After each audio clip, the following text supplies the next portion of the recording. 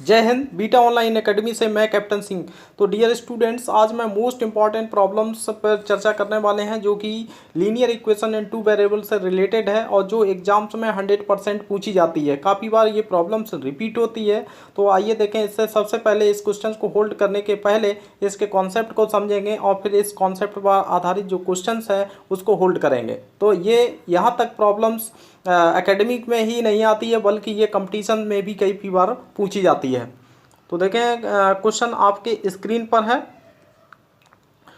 तो देखिए यहाँ पर सबसे पहले ये थोड़ा बोट से रिलेटेड है, स्टील वाटर और बोट से रिलेटेड ये प्रॉब्लम्स हैं। तो इसके सबसे पहले कॉन्सेप्ट पर चर्चा करते हैं। देखिए यहाँ पर लिख रहा है a boat goes 30 kilometre upstream and 44 kilometre down stream.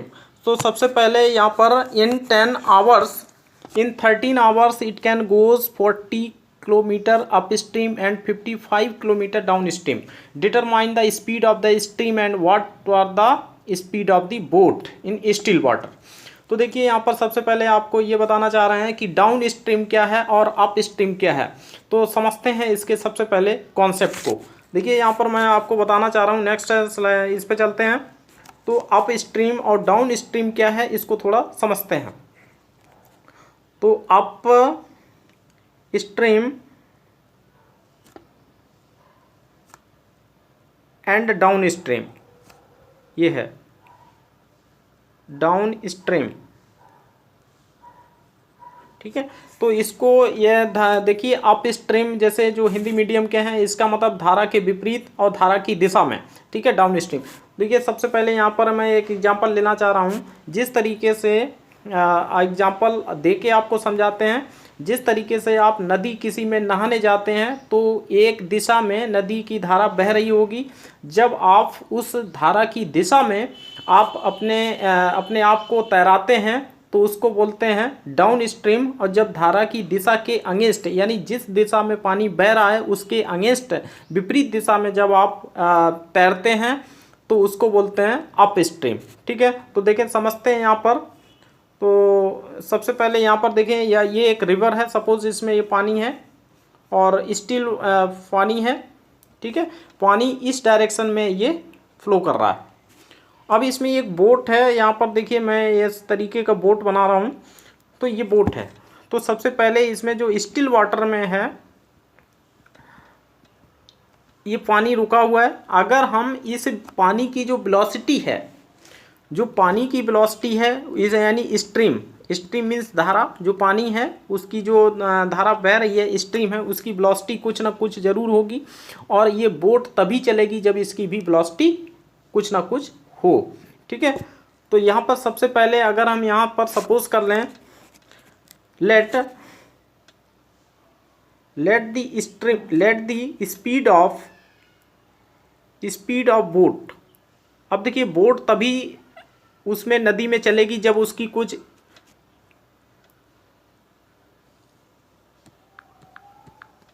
तभी चलेगी जब उसकी कुछ क्या होगी, उसकी वेलोसिटी होगी, तो यानी स्पीड होगी।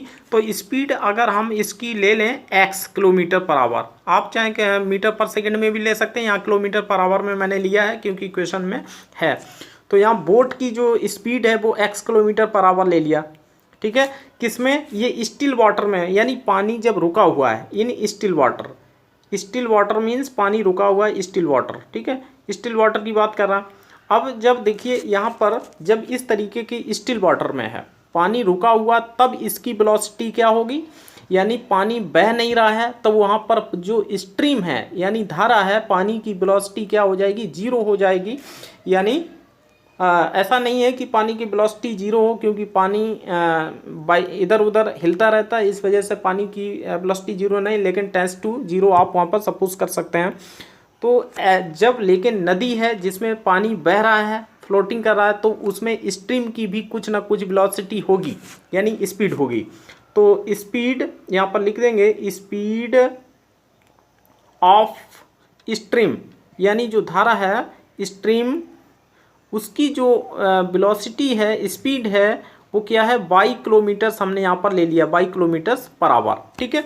तो ये हमेशा याद देने की। अब क्या है कि जब आप डाउन स्ट्रीम में जाएंगे तब डाउन स्ट्रीम यानी धारा की दिशा में नाव चलेगी तो ऐसा लगेगा कि आपको पतवार मारने की ज़रूरत ही नहीं पड़ रही है और अपने आप नाव चल रही है। तो इसका मतलब क्या है कि दोनों की जो वेलोसिटी है यानी स्पीड ऑफ दी बोट है और स्पीड ऑफ द स्ट्रीम दोनों को प्लस कर दिया जाता है तो उसको बोलते हैं डाउन स्ट्रीम। ठीक है, तो इसको डाउन स्ट्रीम पे यहाँ पर देखें तो डाउन स्ट्रीम क्या है, तो डाउन स्ट्रीम, तो डाउन स्ट्रीम स्ट्रीम ठीक है, तो यहाँ पर लिख सकते हैं कि स्पीड इन डाउन स्ट्रीम।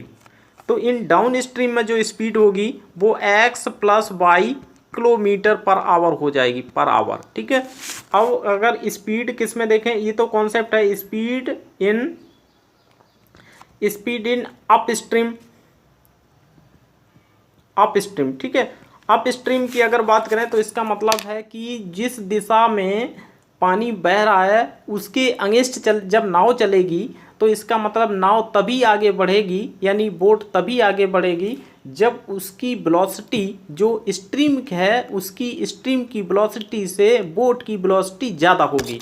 ठीक है, तो ज़्यादा होगी यानी उसकी इक्वल होगी तो वहाँ पर रुक जाएगी। तो इस वजह से उसकी डायरेक्शन में जब आगे चलेगी तो इसकी स्पीड क्या होगी, स्पीड इसकी होगी x - y kilometre, x - y kilometre per hour. ठीक है, तो ये हमेशा कॉन्सेप्ट याद रखना है कि जब आप अप स्ट्रीम में जाएंगे तो बोट की जो वेलोसिटी होगी उसमें स्ट्रीम की वेलोसिटी को माइनस कर देंगे तब वो बोट की स्पीड आएगी। ठीक है, और डाउन स्ट्रीम में अगर ये बोट की स्पीड देखेंगे तो ऐसा लगेगा कि डाउन स्ट्रीम में दोनों की वेलोसिटी जुड़ जाती है, वास्तव में ये दोनों को प्लस कर देती है यानी स्पीड ज़्यादा हो जाती है।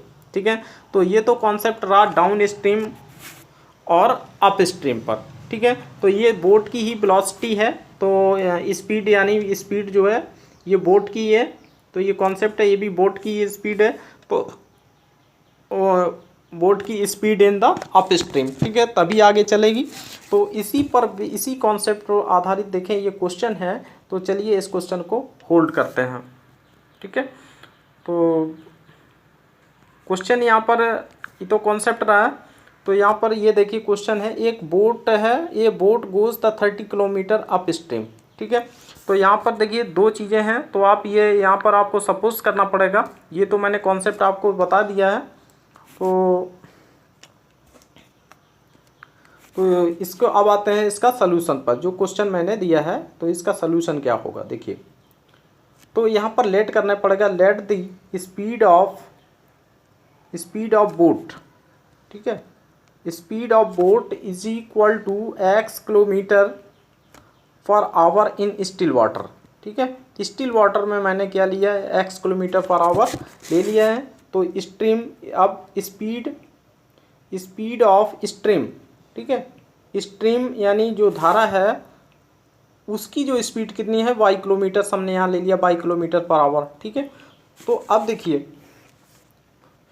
तो बोट की जो स्पीड है, बोट की स्पीड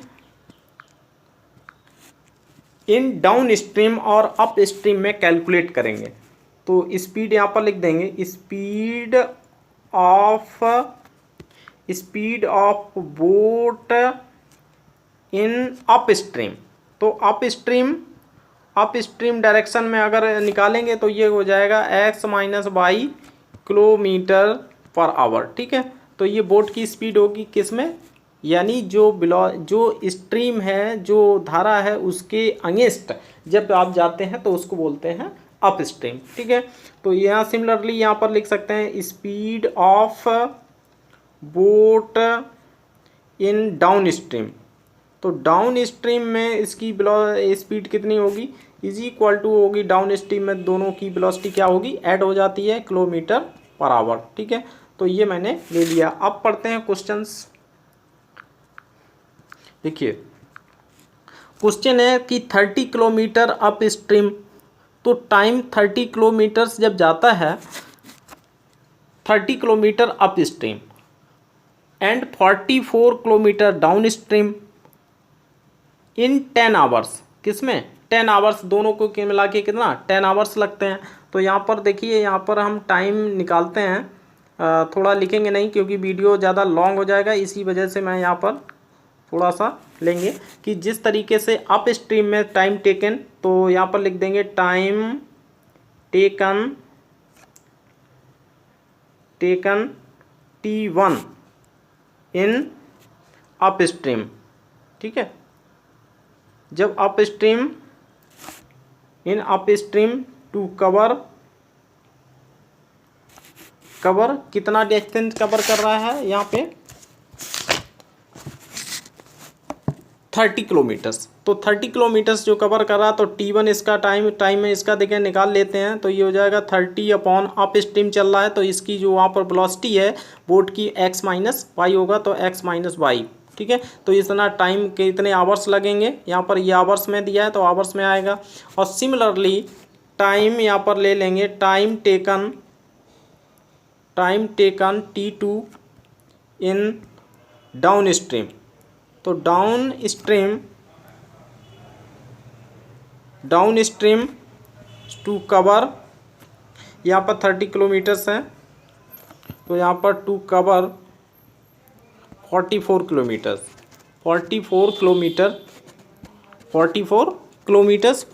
किलोमीटर्स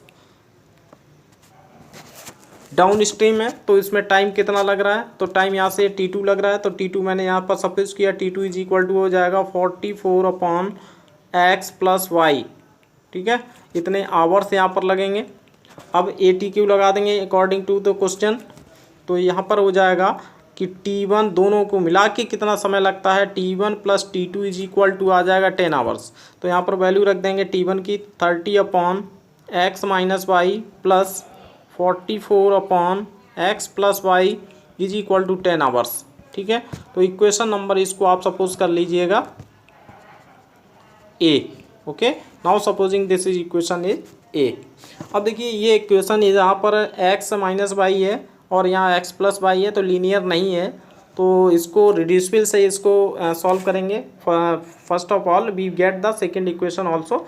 तो सिमिलरली यहाँ पर सिमिलरली करके लिख सकते हैं, सिमिलरली सेकेंड इक्वेशन ऐसे निकाल लेंगे। सिमिलरली क्या होगा, अब देखिए 13 आवर्स लेता है किसमें, it can goes the 40 kilometre up stream.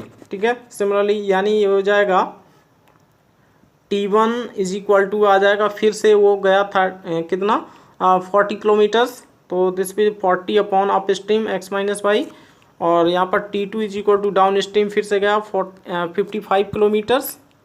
तो क्वेश्चंस को रीड करके 55 किलोमीटर्स यहाँ पर x प्लस वाई आ जाएगा। ठीक है, इतने आवर्स में, ये हमेशा आवर्स में ही है, ये भी आवर्स में है, तो ATQ फिर से अप्लाई कर देंगे।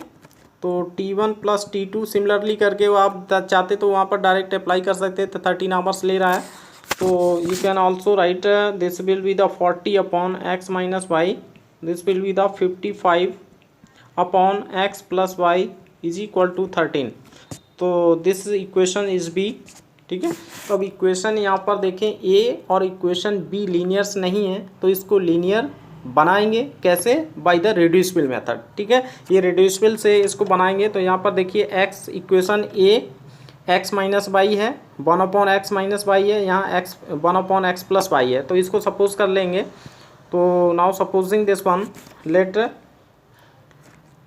1 upon x minus Y is equal to P suppose करेंगे। हमने पिछले भी वीडियो में बताया था कि इसको आपको P लेना है, तो इक्वेशन नंबर इसको आप ले सकते हैं, इसको इक्वेशन 1 लिख सकते हैं। ठीक है, क्योंकि 1 मैंने इक्वेशन अभी लिया नहीं है कहीं पे, तो इसी वजह से इसको 1 ले लें, या कुछ भी आप जो समझे वो आप इक्वेशन का नॉमेनक्लेचर कर सकते हैं। तो यहाँ पर मैंने इक्वेशन 1 लिख दिया है, sum and 1 upon x plus Y is equal to, यहाँ पर आप Q ले लेंगे। ठीक है, इक्वेशन नंबर सेकेंड। ठीक है, अब क्या करेंगे, ये वैल्यू P और Q की value equation A and B में पुट कर देंगे।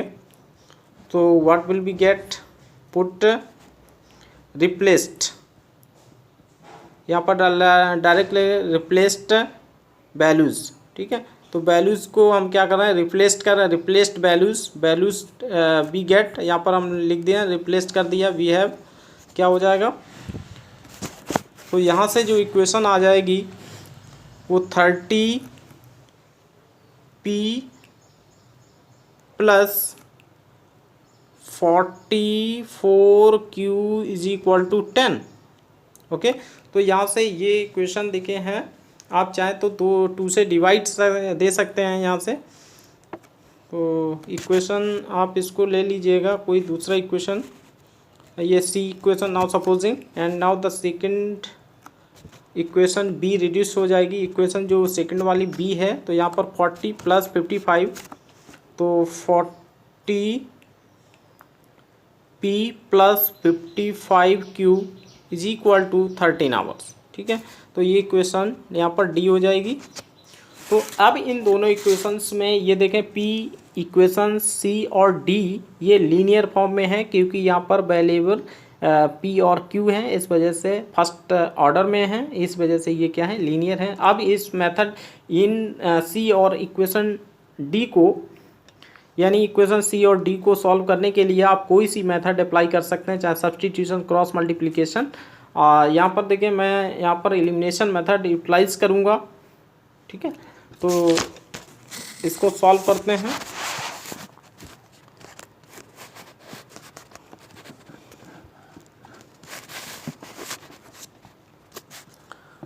तो solve the equation C and D.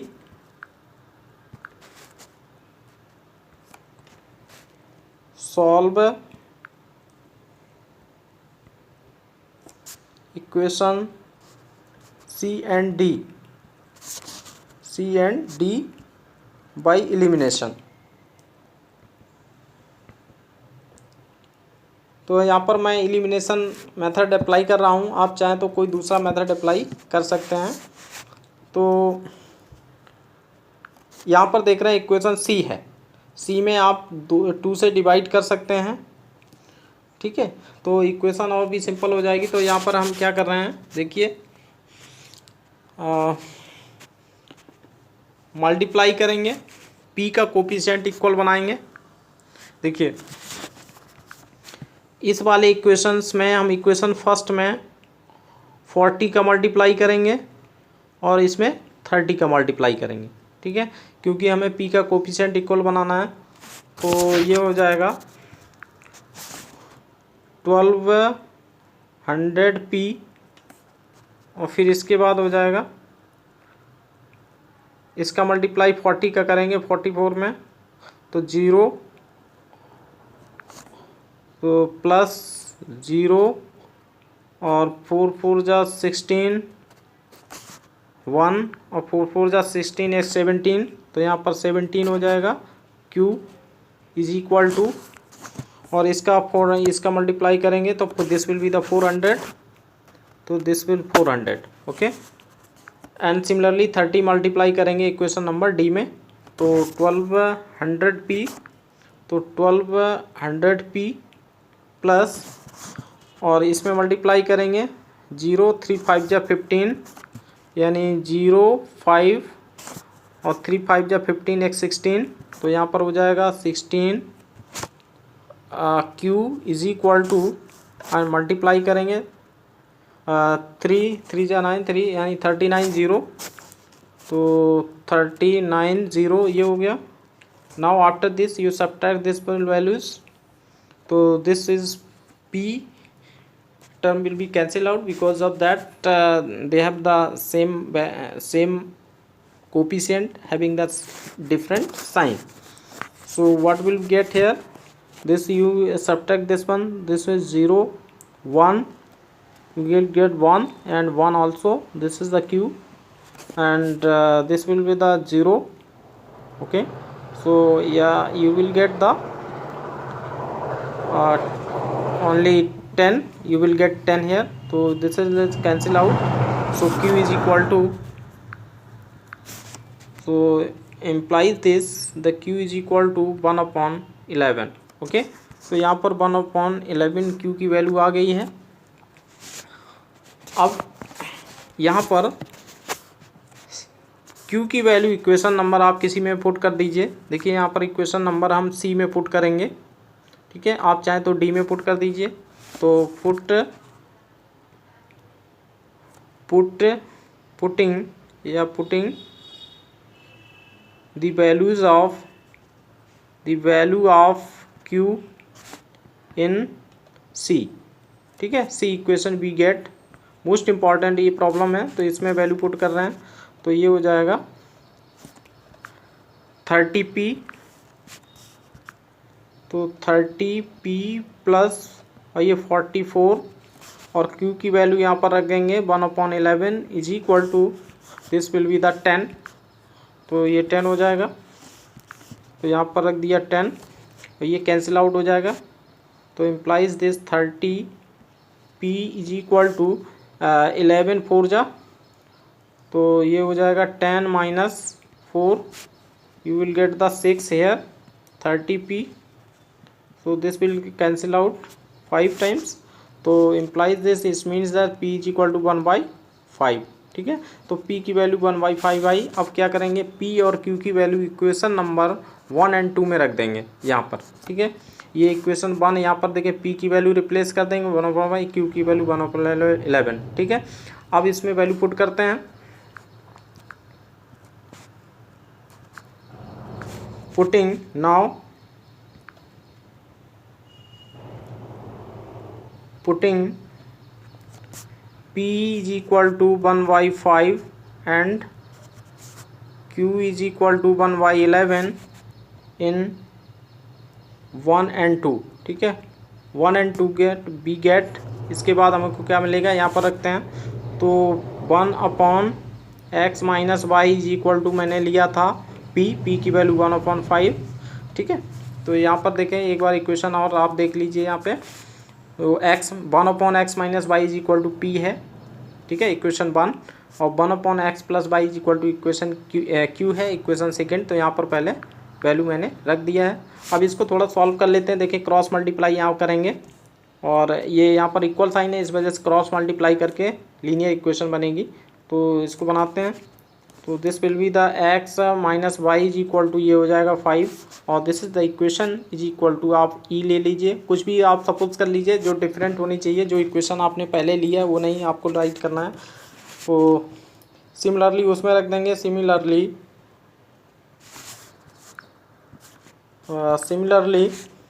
1/x plus Y is equal to 1/11 रख देंगे, इसका क्रॉस मल्टीप्लाई करेंगे, it means that x plus y is equal to 11, this is equation F, okay। now solve the equations E and F, ठीक है। Using आप elimination ई लगा दीजिए, कोई प्रॉब्लम नहीं है, यूजिंग एलिमिनेशन मेथड आप अप्लाई कर दीजिए, कोई प्रॉब्लम नहीं है, आप जो चाहें वो मेथड आप अप्लाई कर दीजिए, जो कि ऐसा मेथड आपको अप्लाई करना है जिससे कि बहुत ही जल्दी वैल्यू कैलकुलेट हो जाए। तो देखें एलिमिनेशन मैं यहाँ पर अप्लाई कर रहा हूँ, तो इक्वेशन जो ई है वो x minus Y is equal to 5 है और x plus Y is equal to यहाँ पर 11 है। तो इसको हम क्या कर रहे हैं, ऐड कर रहे हैं, क्योंकि y का कोफिशिएंट यहाँ पर सेम है और अपोजिट साइन है, इस वजह से इसको प्लस कर रहे हैं, और प्लस में साइन चेंज होंगे नहीं तो ये कैंसिल हो जाएगा। यहाँ पर 2x is equal to, this will be the 16, तो x is equal to 8 kilometre per hour, ठीक है। और यहाँ पर अब x की वैल्यू इक्वेशन इसमें रख दीजिए किसी में,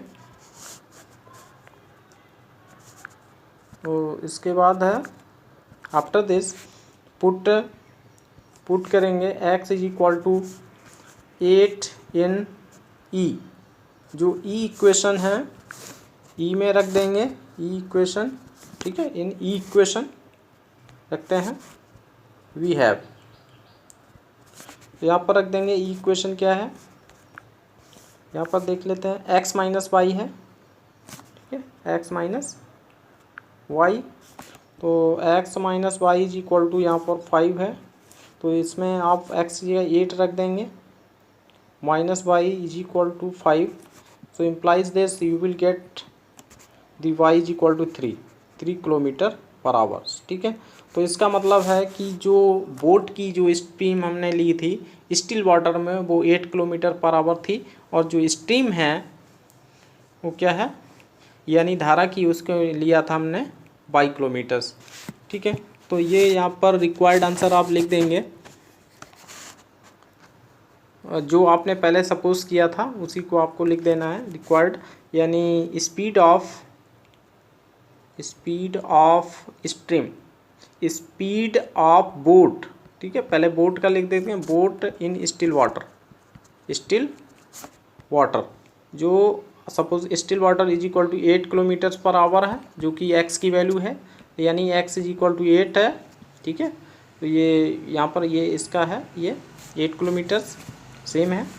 और इसके बाद स्ट्रीम, स्पीड ऑफ स्ट्रीम, ठीक है, स्ट्रीम का लेंगे तो यहाँ पर y है, implies y is equal to आ जाएगा 3 किलोमीटर पर आवर, ठीक है। This is the required answer, ये हमेशा आपको याद रखने की ज़रूरत है। तो ऐसे ही सिमिलरली ऐसे बहुत सारे क्वेश्चंस हैं, आप चाहे RD शर्मा ले लें, RS अग्रवाल से भी इस क्वेश्चन को इसी तरीके से सॉल्व कर पाएंगे बाय द रिड्यूसिबल मेथड से, ठीक है। तो आज के वीडियो में बस इतना ही। अगर ये वीडियो आपको पसंद आए तो वीडियो को लाइक एंड शेयर करना ना भूलें, और आगे आने वाले जो वीडियोज़ हैं उनका नोटिफिकेशन पाने के लिए बेल आइकन ज़रूर प्रेस करें, ठीक है। चैनल पर नए हो तो चैनल को सब्सक्राइब करें। Thank you so much.